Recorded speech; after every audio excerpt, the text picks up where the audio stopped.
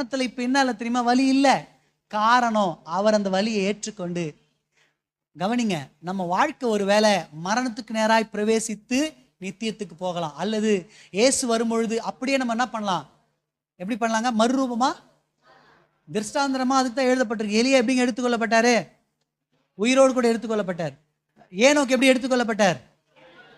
சொல்லுங்க. தேவனோடு கூட அப்படியே போயிட்டு சஞ்சரித்தே அப்படியே எடுத்துக்கொள்ளப்பட்டார். ஒருவேளை அப்படி நம்ம என்ன பண்ணலாம்? எடுத்துக்கொள்ளப்படலாம். அல்லது நம்ம மரணத்துக்கு நேராக பிரவேசிச்சு எடுத்துக்கொள்ள, எப்படியோ ஒண்ணுங்க. ஆனா உங்களுக்கு ஒண்ணு சொல்லட்டுமா? மரணத்துக்குள்ள நீங்க பிரவேசிக்கிறீங்கன்னா உங்களுக்கு என்ன இருக்கா தெரியுமா? மரணத்தினுடைய கொடுமை இருக்காது. மரணத்துக்குள்ள பிரவேசிக்கும் பொழுது உலகத்துல ரட்சிக்கப்படாத, இயேசுவை ஏற்றுக்கொள்ளாதவர்களுக்கெல்லாம் மரணம் இருளா இருக்கும். ஆனா நமக்கு மரணம் எப்படி தெரியுமா இருக்கும்? வெளிச்சமா இருக்கும். ஏன்னா அந்த மரணத்துல இயேசு நிற்கிறார். ஏற்கனவே மரணத்துக்குள்ள பிரவேசித்து அந்த பாதை வெளிச்சமா மாத்தின இயேசு அங்க இருக்கிறார். அல்லேலூயா. மரணத்தால் நம்மளை கட்ட முடியாது. எல்லா மனிதர்களையும் கட்டி நரகத்துக்கு கொண்டு போன மரணம் உங்களை என்னையும் கட்ட முடியாது. ஏன் தெரியுமா? அந்த கட்டை அவர் உடைத்து விட்டார்.